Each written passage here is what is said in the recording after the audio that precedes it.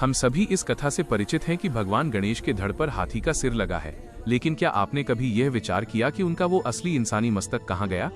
वह मस्तक न तो नष्ट हुआ और न ही लुप्त, वो आज भी उत्तराखंड की गोद में छिपी एक रहस्यमयी गुफा में सुरक्षित है, जिसे पाताल भुवनेश्वर कहा जाता है। जन्म और मर्यादा की वो कथा, ये तब की बात है जब माता पार्वती ने अपने उपटन से एक बालक की संरचना की और उसमें प्राण फूंक दिए। माता ने बालक को द्वार पर पहरा देने का आदेश दिया। जब स्वयं महादेव वहां पहुंचे तो बालक गणेश ने उन्हें भीतर जाने से रोक दिया। पिता और पुत्र के इस अनजान टकराव में महादेव ने क्रोधवश अपने त्रिशूल से बालक का सिर धड़ से अलग कर दिया।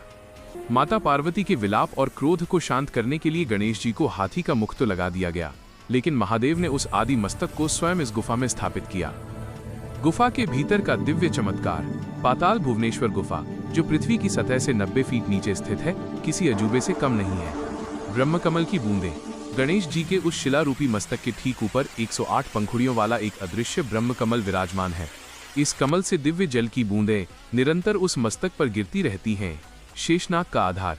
यहाँ शेषनाग की एक विशाल चट्टान है, जिसके बारे में मान्यता है कि उन्होंने ही पृथ्वी और ब्रह्मांड की ऊर्जा को अपने फन पर थाम रखा है। 33 कोटि शक्तियों का वास। अक्सर लोग कोटि का अर्थ करोड़ समझते हैं, लेकिन वास्तव में इसका अर्थ प्रकार है।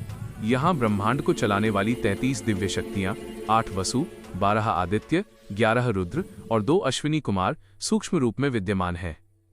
कलयुग में पुनरुद्धार। समय के साथ ये गुफा विस्मृत हो गई थी, लेकिन कलयुग में आदि गुरु शंकराचार्य ने इसे फिर से खोज निकाला।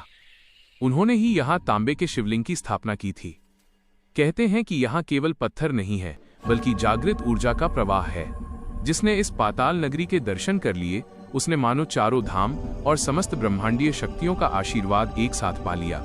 ये गुफा प्रमाण है कि सत्य केवल वो नहीं जो दिखता है, बल्कि वो भी है जो धरती की गहराइयों में छिपा है।